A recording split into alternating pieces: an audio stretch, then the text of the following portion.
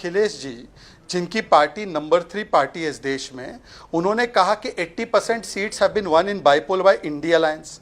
मतलब कि वो तो सेलिब्रेट कर रहे हैं जो रिजल्ट आया है। दूसरी बात, एक बड़ा स्टेटमेंट आपके शो पे कम से कम नहीं होना चाहिए था कि कोर्ट भाजपा से डरती है। सर, कोर्ट तो तब भी स्वतंत्र थी जब इमरजेंसी में इंदिरा गांधी जी ने कमिटेड जुडिशरी बनाने के लिए कहा, तो उस समय पर भी एचआर खन्ना थे।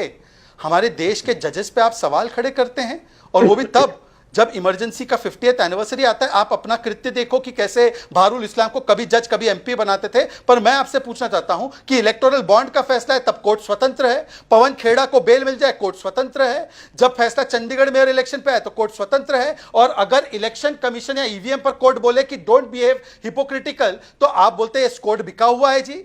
तीसरी बात, मैं यही कह रहा हूं ना, कंडीशनल कमिटमेंट। तीसरी बात अडानी के विषय में, मान्यवर अडानी इतने देश के बड़े देशद्रोही थे, तो शशि थरूर की कंस्टिट्यूएंसी में उनका प्रोजेक्ट हुआ है जिसको लेफ्ट ने भी सेलिब्रेट किया है अभी हाल ही में, विरिनियम पोर्ट। राजस्थान में सबसे ज्यादा इन्वेस्टमेंट गहलोत जी के समय अडानी का था। छत्तीसगढ़ में भूपेश बाघेल अडानी को बगल में लेकर बैठते थे। कर्नाटका में आपने दावतें अडानी दी है कि भाई आइए निवेश कीजिए। पंजाब में अडानी का प्रोजेक्ट चल रहा है, तो वहां पर अडानी चमत्कार करता है और बाकी जगह गुनहगार हो जाता है। गजब है। इलेक्शन कमिश्नर 1952 से लेकर 1990, अमीश जी आप चेक कर लीजिए, हिस्ट्री का आप भी स्टूडेंट है, एक मेंबर होता था इलेक्शन कमीशन में अपॉइंटेड डायरेक्टली बाय गवर्नमेंट, फिर मल्टी मेंबर हुआ डायरेक्टली अपॉइंटेड बाय गवर्नमेंट।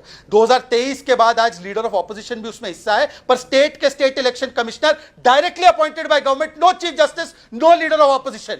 इनको इतनी बड़ी ये है ना इलेक्शन कमीशन के विषय में, बोल दे कि कर्नाटका में लीडर ऑफ ऑपोजिशन को साथ में लेते हुए अपॉइंट करें। ओके, कर्नाटक से शुरू करिए, आलोक जी कर्नाटक से शुरू करिए। वहां पे इलेक्शन कमिश्नर की जो अपॉइंटमेंट होती है, चीफ इलेक्शन कमीशन जैसे चुना जाता है, उस प्रक्रिया को बदलिए।